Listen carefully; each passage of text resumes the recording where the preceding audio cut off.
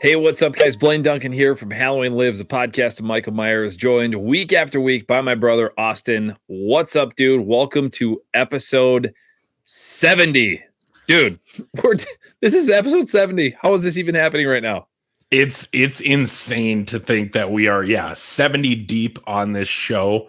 This was always the plan, but it is, I think, every kind of milestone like that, it's like, damn, we really did do, for the most part, a weekly show for 70 straight weeks now, give or take. But it's, dude, it's nuts. It is really cool that we still got stuff to talk about 70 episodes into. Everybody who, might have questioned, is there really that much content to talk about with Halloween, the Michael Myers story? Yeah, absolutely. There is, man. It's almost 50 years worth of, movie cinema history and lore. So it's crazy, man. We're 70 episodes in. We've missed, I don't know, 5 baby episodes in that stretch over the last 70 some weeks. So it's really exciting. And dude, we're rolling towards 100. And I still remember, if you went back 30 episodes and we did live, we did our live 45, or was it live 45 or live 40? I don't even remember. I think we did live 25 and then live 40 was our Friday the 13th special. Okay. So that doesn't feel like that was that long ago. That was, I think we did that in October, if I remember right. October 13th was the date for that one. So it doesn't take long to get through 30 episodes, and hopefully everybody's still enjoying it. We've been getting a lot of really good feedback lately. And wanted to mention here, I know we mentioned this on the episode last week, but this guy sitting here next to me had a birthday just like a couple days ago. He needs more props. He's had nothing going on in his life lately that he needs more congratulations and celebratory texts and emails and calls. So happy birthday, Austin. That was just a few days ago on June 4th. And we had a lot of nice messages on the Instagram page for you and stuff too. So people coming out and supporting you, but happy belated birthday. Thank you very much. Yeah, it was super cool. A bunch of people who watched the show reached out to me and wished me a happy birthday. That was very cool. Kind of like unexpected. I think, you kind of get used to who you're going to hear from on your birthday. And it was really cool to get a few new but familiar faces. So thank you for making my day, you guys. And I just want to fade into obscurity now. I really...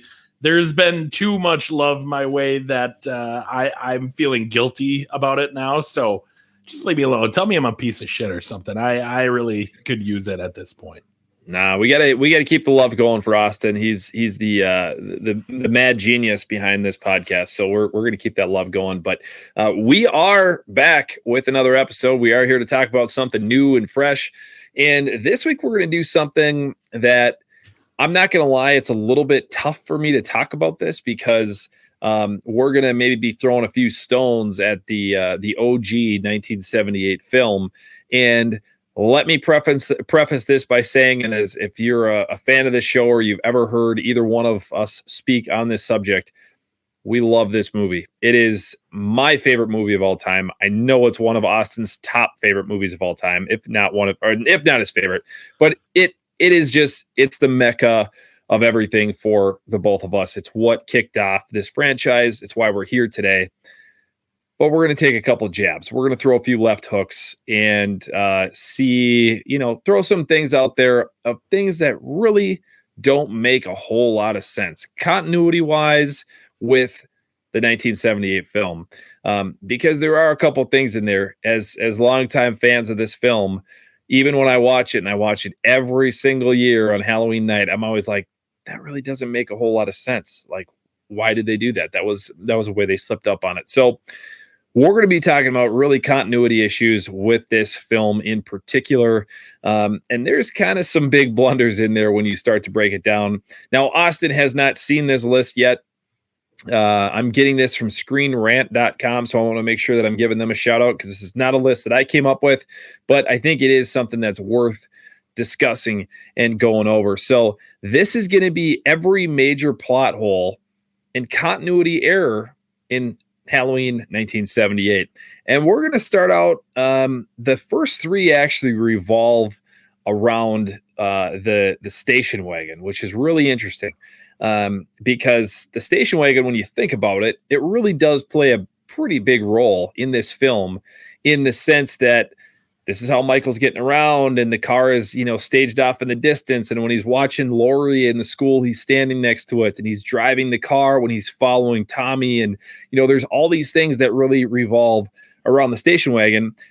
But this first thing that we're going to discuss is that Michael Myers can drive a car. Now, let's talk about the fact that Michael Myers was a 6-year-old boy when he murdered his sister Judith, and he would have never had the opportunity to go through a driver's school and get his behind the wheels and take his permit test and his driver's test and all of that good stuff like every single person on the face of the planet. But somehow Michael learns how to drive a car. So Halloween's biggest plot hole is that Michael Myers can drive. After breaking out of Smith's Grove, Michael steals a nurse's station wagon and drives to Haddonfield, murdering a mechanic and stealing his uniform along the way. In the years since he's been in the institution, it's very unlikely he received lessons, even though Loomis speculates someone must have been giving him lessons while incarcerated. In the 1979 novelization, it is implied that Michael learned how to drive simply by watching Loomis when he gave him a ride to his trial hearings. Now, I think that's kind of cool because this is where I really like the novelization. I like it because we get more details, and something like that probably would make sense. And if you think about it, when you're if you were a 21-year-old and you didn't have your license, but you had seen enough people learn how to, or enough people drive, you probably would be able to figure it out, right? You'd probably be able to figure out, especially if you are that, being that observant, I guess, like we know Michael probably was, where he was just concentrating on, whatever it was that was going on in front of him. So this is obviously a blunder that we don't know how Michael drove or learned to drive, but clearly he did. And as Loomis says, he was doing very well last night, right? He says that the one doctor, I think it's actually Dr. Wynn, who we later see in, Halloween 6. He says, he can't even drive a car. He doesn't know how to drive. And that's when Loomis says that, he was doing very well last night. So yeah, what's your thoughts on this, man?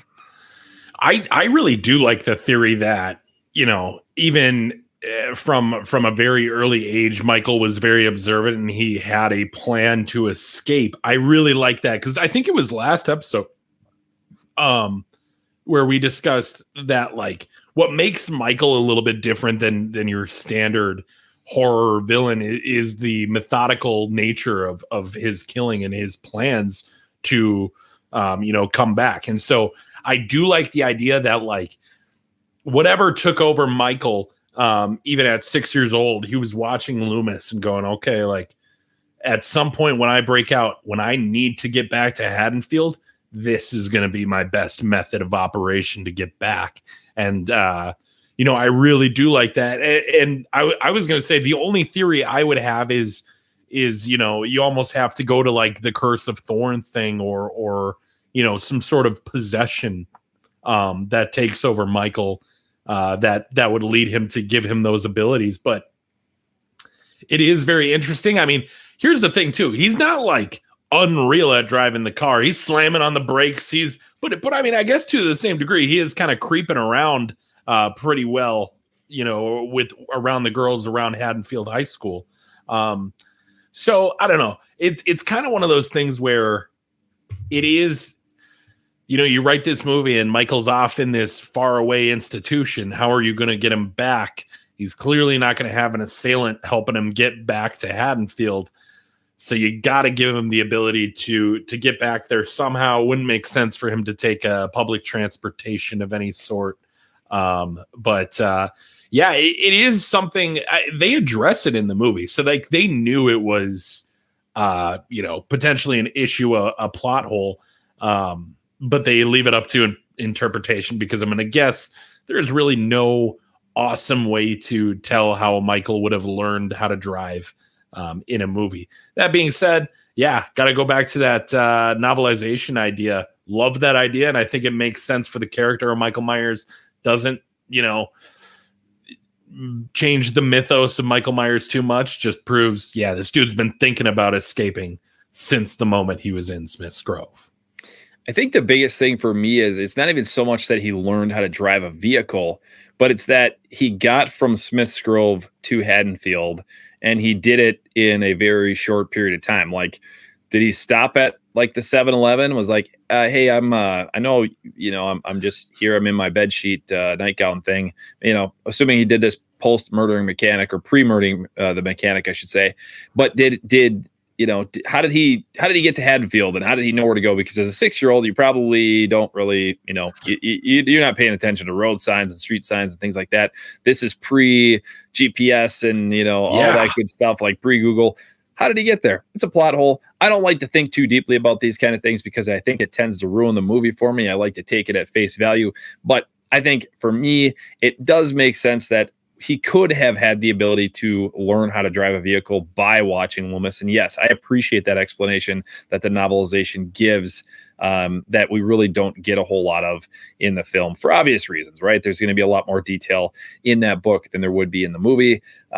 But yeah, that's something that's always been in the back of my brain is like, well, how did he know how to get there? How did he, what did he do? Did he stop at the, like the roadside rest place and ask somebody? We'll never know, but he made it, and thank God he did, because here we are today talking about this 45 plus years later. The next one, and as I said, the first three all revolve around the station wagon. This one is the police search for the stolen station wagon. So another plot hole exists within Michael's stolen vehicle. The station wagon still displays its license plate number, so it would have made sense for Loomis to start there and alert the Haddonfield police about it. The station wagon even has a quote unquote for official use only sign on the door, making it stand out even more. If Loomis had access to this information and passed it along to Sheriff Brackett, the car would have likely been located earlier in the night. That may have developed the tension more, since the bigger question would be Michael Myers' whereabouts, not the car. So that does kind of make sense. Like, Haddonfield is not, it's not supposed to be some big metropolitan city, even though we've seen variations of Haddonfield in the films where it's gone from, really like in part 4 and 5, where it seems like it's kind of this small, quaint farming town, to Resurrection, where there's a freaking, college that's in this town. But it's like, I like to picture Haddonfield as that small town. You're maybe a few thousand people live in it. It's not really big. There's a few bars, a few churches. There's a high school. There's just not a very big town. That's the way I like to picture my Haddonfield. This vehicle would have stood out. And sure, there were a lot of station wagons, I'm sure, back in 1978. But having that placard or that decal, whatever it was on the side of that car, saying that it belonged to Smith's Grove and there was a state vehicle or whatever it was, either it was really shoddy police work and they weren't really doing their job, or there was just obviously this plot hole that was left open, because once again, I don't want to think about this stuff too deeply. And there's one more point that I'm going to mention just here briefly, and I think we discussed it a little bit later, if I remember correctly. But the fact that this vehicle was actually parked outside of the Myers house for a long period of time, and you see Loomis as he's been sitting in the bushes for God knows how long, waiting for Michael to come back to the Myers house. All of a sudden, it's like he has this moment where he just like looks down the street, and 20 yards away, here's the station wagon parked. It's like, dude, what have you been doing this whole time? Yep. So yeah, I mean, it's a plot hole. It's something that, they can't make sense of all of these kind of things, but it is something that obviously it stands out for fans, and it does make sense. Like, the police probably should have been able to find this vehicle, given the fact that they had plenty of warning, meaning that Dr. Loomis probably alerted Sheriff Brackett. Sometime it was obviously post school. So I'm going to say, like, when was it? I think he first talks to Brackett at when the break in at the, it's outside of Nichols Hardware. That they talk the first time. Yeah. So you're thinking, it's probably 4:30, 5 o'clock. Cause I think they're getting ready. The girls are obviously on their way to go babysit, but like they had plenty of time to find this car, and they didn't. So I don't know. It's 5 o'clock before any sort of police investigation really really takes play in Haddonfield because you have like the doubt from, wherever Smith's Grove is located. And Dr. Loomis is clearly Paul Revere here telling him the Michael is coming. And yeah, outside of Loomis not noticing the very particular car on the street, this one doesn't bother me nearly as much as the first point. It's kind of one of those things where like, yeah, but this doesn't happen in this city. Like, it's not like, we're from around Minneapolis. If something like that happened and there was a very particular stolen vehicle, cops would be all over it in no time. And now there's technology here, but or there's technology at play that wasn't at play in 1978. But still, it doesn't bother me too much. And it's tough because on one side, you have to have a very distinct vehicle. So that way in the background, the audience knows that's Michael Myers. But in the other half, it almost makes it hard for Michael to blend in plain sight when the vehicle is very clearly marked and has the placard, like you're saying. That being said, yeah, like I said, it's really small potatoes compared to especially Michael being able to drive. But it's definitely a plot hole that it might creep into my mind next October when I'm watching this movie. Well, and you touched on something here, and we're gonna get into this here in just a second, which is the third point of Loomis and the station wagon. And I just referred to this here very briefly just a moment ago. But Halloween is filled with moments of utter dread, especially when the audience sees something characters don't.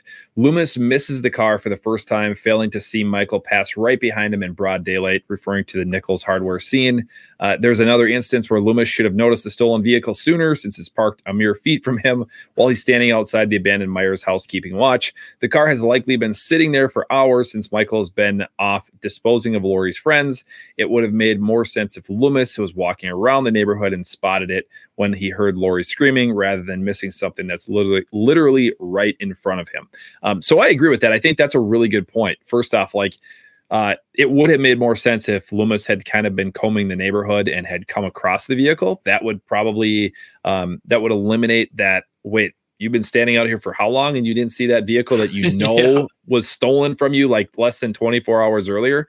So that would have been eliminated. But personally, for me, the scene at Nichols Hardware when Loomis briefly talks to Sheriff Brackett, in that time frame, the car passes behind Loomis, and Loomis is actually looking, off to his left or off to his right, whatever it is. And as the car is moving behind him, he sort of turns, and it's just, it was shot perfectly. I mean, perfectly shot, and to the point that it's like you want to reach out and grab the screen and be like, hey, look behind you. He's right there. He's right there. This movie could end right here, but you know that it's not, and that Michael is going to continue to escape. The thing I've always wondered about is, does Michael know that that's Loomis? And I would assume that he probably saw him since they were so close.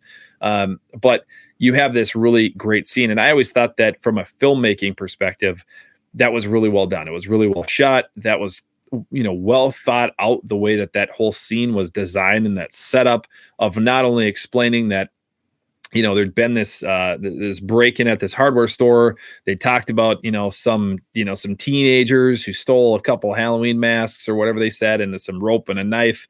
So like you're starting to put the pieces of the puzzle together at this point. But then you get this great scene where Loomis is standing out in front of Nichols Hardware, and Michael drives right behind him. And at that point he's following the girls. He's following Laurie and Annie as they're going off to their destination to go babysit. But this one, I don't know what your thoughts are. This one doesn't really bother me as much either. The car parked out in front of the Myers house is that was overlooked clearly. I mean, somebody should have, if that movie were to be made today, they would never create it in that same fashion. But What's your thoughts? Yeah, as far as like being outside of Nichols Hardware, clearly this is like the first sign Loomis gets that like he lost the race to Haddonfield. And so there's a lot going on for Loomis in this scene. At the same time that like, you're like, oh, turn around. It should have been, he's right behind you. I mean, that's for us. That shot is for the viewer. It's not to show anything like how close Loomis got to stopping this.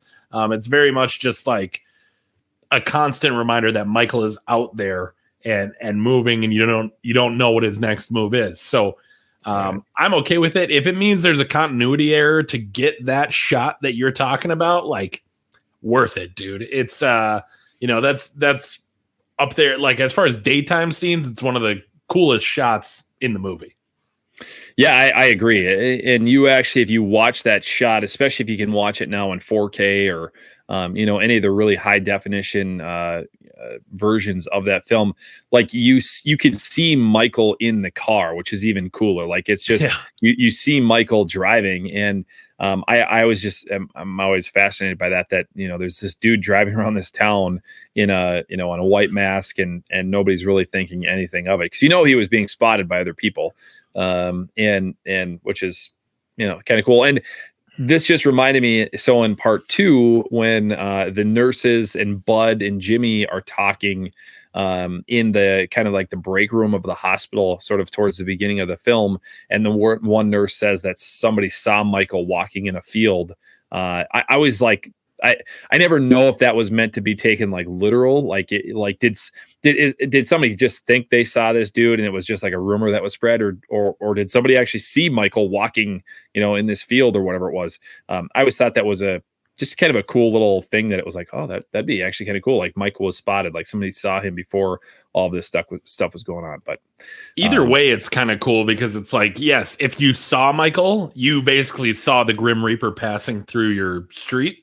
Right. But it's also cool as far as like the legend and the myth of Michael Myers, that people think they see him even when he's not there. That fear spreads. I'd be okay with either one. If I was Michael, I think that's his point by getting through Haddonfield. But the boogeyman, man. It's he's living up to the expectations of what the boogeyman does. So this next one, we're going to stick with Nichols Hardware. This is where this one it's a tough one for me to swallow, because every time I watch this film, I'm always like, this doesn't make any sense. So early on in the story, Laurie sees Michael Myers in his mask outside her school, and then again stalking her and her friends while walking home. Later, when Annie and Laurie drive to babysit for the night, they stop by the local store, which is Nichols, where a robbery has taken place. It seems very recent, as the alarm bells are still ringing when they pull up and talk to Annie's dad, who is Sheriff Brackett. The sheriff says a few masks and knives were stolen, among other things. Michael is seen wearing his mask earlier in the film, which is arguably several hours ago. So does that mean the alarm bells were ringing all that time? Additionally, if the robbery just occurred, how could the store inventory have just been taken so quickly? So this has always bothered me. This has bothered me for years, that we know we got Michael. So let's just say the first scene that we get Michael in the mask, where we see that he's a masked man, at least, is the scene where Laurie's in class and she's looking out the window and she sees him across the street standing next to the station wagon. That is clearly during the school day. So I'm gonna just say school gets out at 3:00, right? Yeah. Whatever. It doesn't matter. That was obviously either in the morning or the afternoon. I'll say it's afternoon. And then obviously you get this. Jesus. My phone fell out of my pocket. Good Lord. Slippery pockets. Folks. I don't know, man. It gave me a heart attack. That was like super loud in my head. I'm so sorry. I thought somebody was like kicking your door in, like you're getting raided by the FBI or something. No, I was waiting to hear like, freeze, put your hands up. We side note, we got a cat, and he like rammed into the door the other day, and I grabbed my scissors and I was like, all right, it's time to go. And I was working from home. Just cats. All right.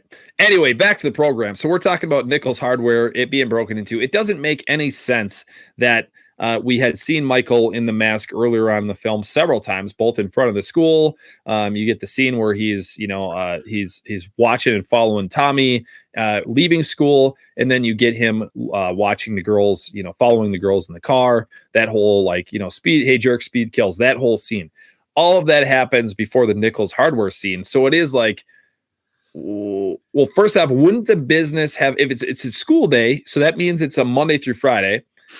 Nichols Hardware, I'm going to go out on a limb and say that they're open during normal business hours. It's a hardware store, right? So if he broke in, that would seem to me it would have to be after hours, but then that wouldn't be during the school day. And again, these are all things that I don't like to think about because I want this film to be as perfect as it possibly can be in my own mind. But this particular scene is one that has always bothered me because I don't think that timeline really makes a whole hell of a lot of sense.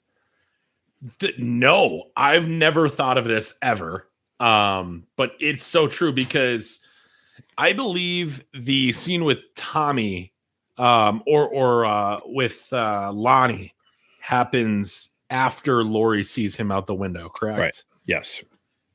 Because you don't see the mask in the Lonnie shot. So I was going to say, okay, well, that's clearly recess, which usually about halfway through the day, get the kids a little tired before the second half of the day, give the teachers some breathing time. So that I don't know that it is recess though, because Tommy, I think Tommy starts walking home. Okay. All right. I think that's the end of the school day because then you basically go right to Lori and Annie and whatever. So, it doesn't make any sense. From 2 p.m. on that we see Michael. Yeah, sure. Yeah, exactly. That's kind of what I picture. Yeah, I picture when he first sees Lori outside the school. I kind of in my mind, that's like her final class of the day. That's kind of like the way that I look at it. It's gotta be.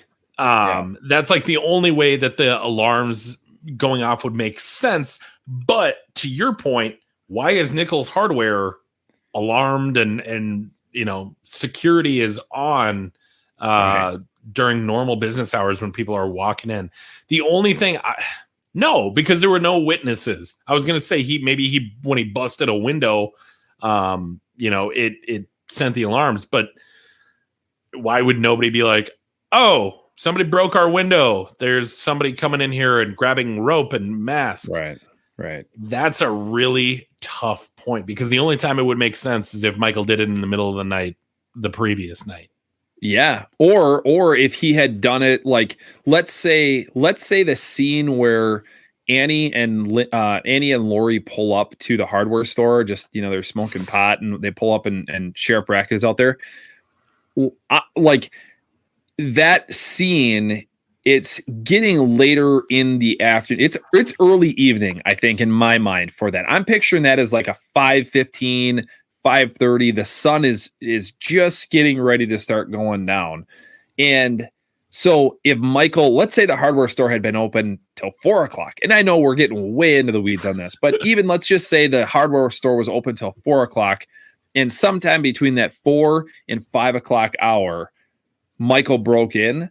That could make sense to me, but he had the mask earlier in the day. He had the mask when he was watching Lori at school. He had the mask when he was following Tommy. He had the mask when he was looking out or looking up at Lori's bedroom window when he's standing in the sheets or standing within the sheets. He had the mask before that. So is it possible that he got the mask as we know it somewhere else, and those were other masks that he took for some other reason? Who knows? But it doesn't make sense for that story because you just assume that he stole the mask that he's wearing. But once again, way in the weeds, but that does not make sense. That whole timeline does not make sense. No, that is really tough to think about. I'm going to go with, Haddonfield was on a weird schedule. They let their kids start at about 10 a.m., really sleep in, get that extra rest in, and they go till about 4:30, 5 o'clock every day on the hour. Yeah. It's tough on the teachers, but it's really good for the students, and they're just a very forward-thinking school. That's my theory. Okay. All right. Well, that's Austin's theory. You stick with that. I'm gonna just be frustrated as hell with that scene because it really is damn, this thing it's so close to being perfect, but that just was not well thought out. No. This next one is just simply titled Trick or Treaters. Sheriff Brackett tells Dr. Loomis there are plenty of trick or treaters and teens playing pranks and getting high in the neighborhood who take precedence over some escaped psychiatric patient. Yet neither Michael nor the babysitters are really seen interacting with any trick or treaters. To preserve continuity, it would have made sense for the street to be busier or for kids to be pulling pranks. An argument could also be made that perhaps Halloween falls on a school night, so trick-or-treaters wouldn't be out as frequently. It still doesn't align with sheriff's comments on all the minor offenses supposedly being committed off-screen. 2018's Halloween fixes this as Michael stalks the neighborhood amongst throngs. I think they made throngs. It says thords. Throngs is what the word they're looking for here. And I just read. I'm Ron Burgundy here. I'm just reading what's in front of me.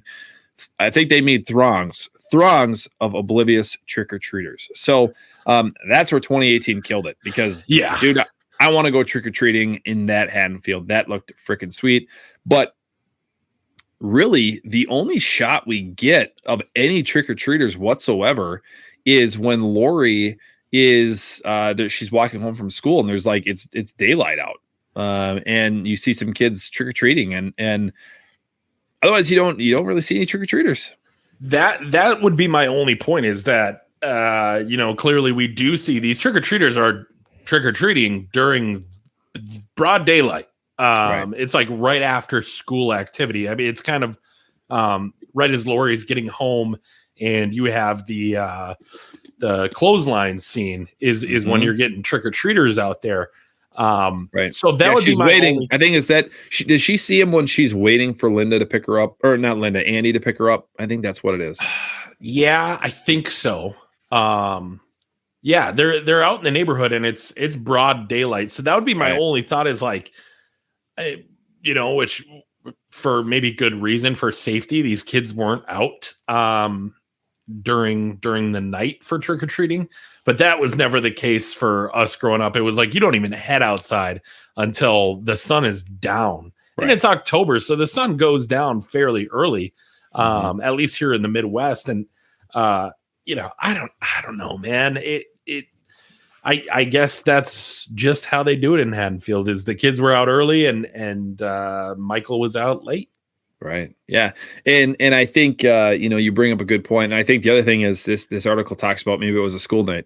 Well, I can tell you as a diehard Halloween fan and the majority of my friends growing up, nobody missed a trick-or-treating opportunity growing up, even if it was a school night.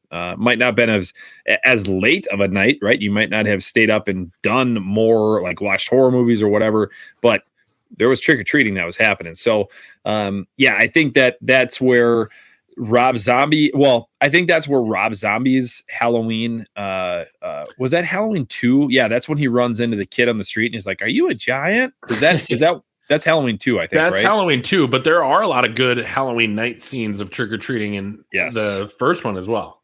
Yeah, and that's the thing. I think really outside of the original Halloween, and I'll say Halloween 2, the original Halloween 2 as well. Just simply because Halloween 2 doesn't really take place in the street a whole lot. And if what does, it's way late at night, but they really do a good job from 3 on, making it seem much more realistic to what Halloween is like in a lot of towns, right? Where, you drive down any street in any town on Halloween night and, especially in that, that dusk to, 7:30, 8 o'clock hour, you're going to see kids trick-or-treating. Right. It's just the way that it is.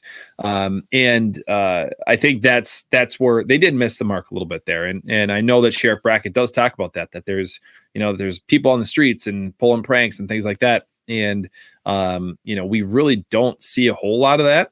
I guess we get, just thinking about this a little bit further, I guess we do get in 1981's Halloween 2, you do get the whole Ben Tramer scene where he's dressed up and he gets smoked by the car, the cop car.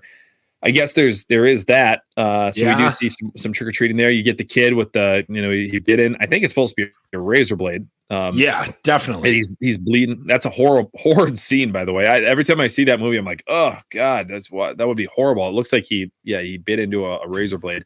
So you do get some more trick or treaters in Halloween 2, I guess, but you don't see a whole lot of them in the original Halloween, which is kind of disappointing because I think that could have added more to that, especially any interaction between Michael Myers and like little kids who are trick or treating. I think it's freaking creepy as hell. Yeah, no, and just the imagery of it all, you're really missing out on. And yeah, Halloween 2018 absolutely did give us the best scene we've ever had of like trick or treating with Michael Myers. Right. By the way, not a single documented case of a razor blade in a candy bar or piece of food on Halloween. Don't be the first one, people. Yeah, I've heard that. I've heard that. Yeah. So I wonder how. I'd love to know how that story started, but some sick freak.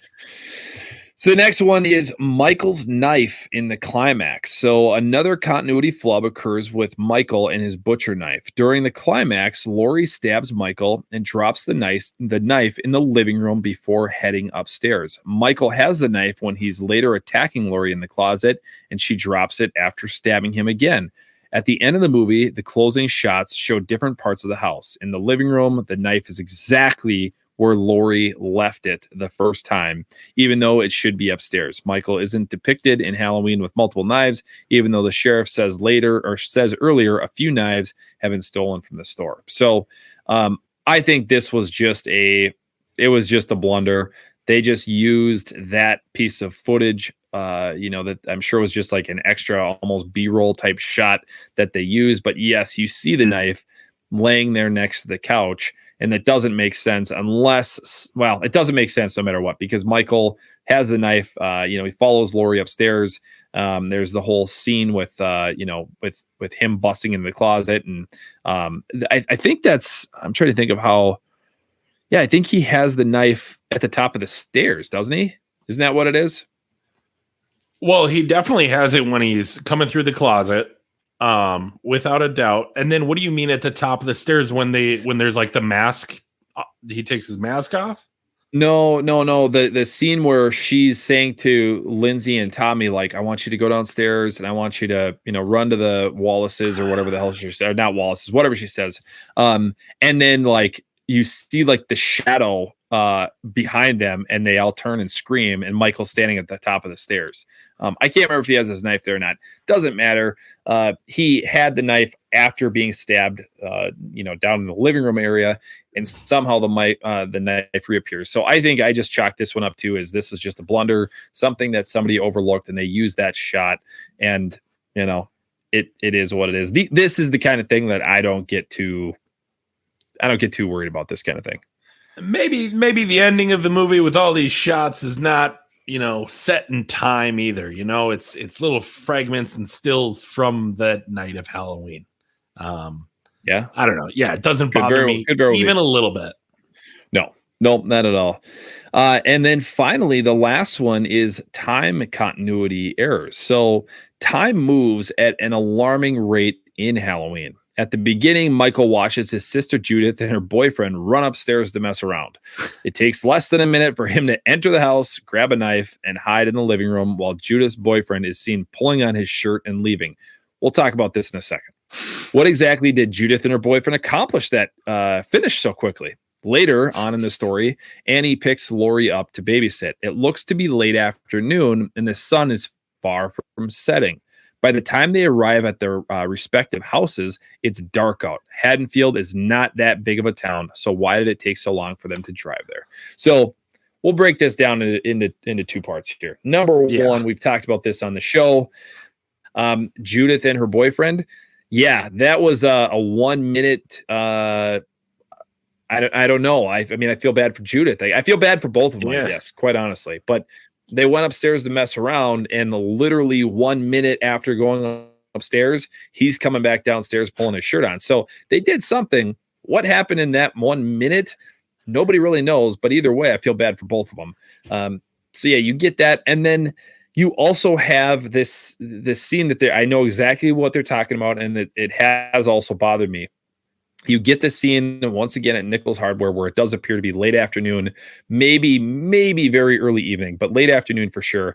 And then Laurie and Annie go driving away, and you see there's a great shot. I love it. I think it's a great shot when Michael is following them through the streets of Haddonfield. The sun is starting to set, like it's really beautifully shot, and you see that the sun is starting to set. And then by the time that Annie dumps Laurie off at home or where she's going to at Tommy Wallace's house, or Tommy Wallace, Lindsay Wallace, Tommy Doyle, Doyle. Why do I always do that?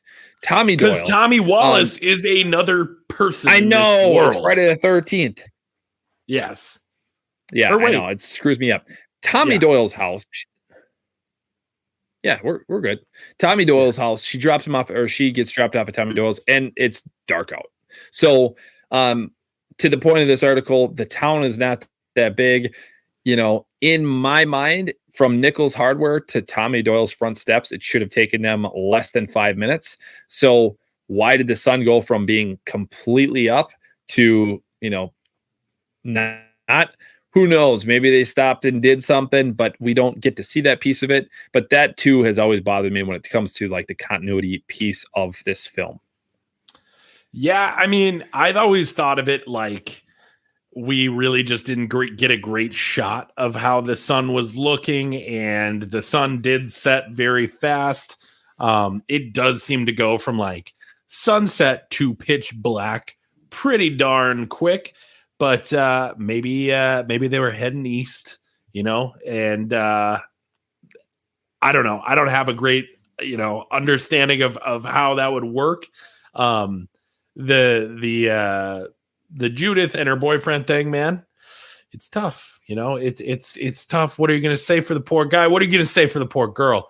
Who knows what was supposed to be happening up there? I hope it wasn't going the distance, because that is a tough record speed. And to be like, all right, peace, see ya, talk to you later. In that time too is like, that's a lot. We're known for the Minnesota goodbye here, and it takes sometimes hours.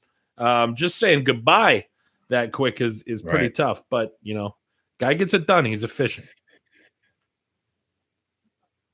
Yeah, he certainly did. And I know in the novelization they do talk about the fact that you know, that Judith did have you know, sex that night. Like they do talk specifically about that. So at least according to the novelization, they did get down with it that night. But in the movie, it takes place in less than a minute. So yeah, just a poor deal all the way around for everybody involved. But those are the continuity issues that this article lists. I'm sure there are others. There are other things that, you know, there are other blunders and screw ups. I know, like, one of the big ones is obviously seeing some of the palm trees in the film. You know, and some of the shots as they're walking in, like that opening shot where it says October 31st, Halloween. You know, if you look down the way, you can see palm trees. There's a scene where a crew member is peeking up their head above the bushes as the girls are walking home from school, and then he darts back down. There's a scene where, if you catch it real quickly, like smoke from John Carpenter's cigarette that can be seen, like, just filters into the screen very briefly, or filters into the shot very briefly as the camera is panning. So there's lots of stuff that happens. We got to remember that in 1978, this film was a $300,000 film, and they had zero intention of this thing turning into what it turned into. I'm sure they had high hopes and aspirations that it was going to be a blockbuster hit, but nowhere in any of their minds, I'm sure, did they ever imagine that it would be the highest grossing film with that sort of budget up until 1999, when the Blair Witch Project came out. So, you know, it is what it is. I can live with it. I still think the film is as absolutely perfect as you can possibly get. In my mind, it is perfect. And that is why it's my favorite film of all time, horror or otherwise. It's my favorite film, and I love it. So these continuity issues, the blunders, the errors, I don't care. I can brush them aside, and they don't mean a lot to me because I just love this film so much. Absolutely. It'll never change what I think about this movie, but it is kind of a nice, you know, I've watched this movie with plenty of people who have never seen it, and you know, it's their first time seeing the original Halloween. Never got a comment about, hey, how did the sun set so fast? It's not that kind of movie, man. You know, at the end of the day, it serves its purpose. We've had so many years, 45 plus, to break this down and nitpick everything. And that's what's going to happen. Yep, exactly. If you guys know of any others, we'd love to hear it. Comment down below. Let us know what you guys think. If you have not subscribed to the channel yet, you got to do it. We're weekly Halloween content, And this is episode 70. We got a lot more coming your way. And then go ahead and give us a follow and a subscribe, or whatever the hell you kids call it these days, on Instagram at halloween.lives.podcast. And guys, this is going to do it for episode 70. We're talking about our favorite film, poking a few holes in it, but we love it nonetheless. And that's going to do it for this week's episode. I'm Blaine Duncan. That right there is my brother, who just celebrated a GD birthday last week. Actually, this week. It was this week. So happy birthday once again. Another trip around the sun. And we'll be here next year at this time talking about the exact same thing. So we're not going anywhere, and I hope you guys don't either. Make sure you subscribe and hit us up everywhere. Follow us, do all that stuff. Thank you guys so much for watching. This is episode 70. I'm Blaine Duncan. That's my brother Austin, and we'll see you guys next week.